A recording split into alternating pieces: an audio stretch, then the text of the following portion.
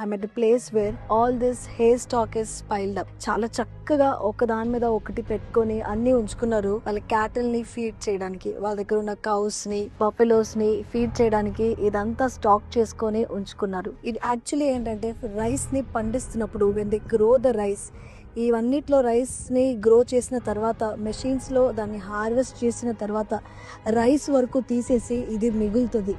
ఇది మిగిలినప్పుడు ఇది తీసుకొచ్చి ఇలా వాళ్ళ క్యాటిల్ని ఫీడ్ చేయడానికి ఫార్మర్స్ ఉంచుకుంటారు.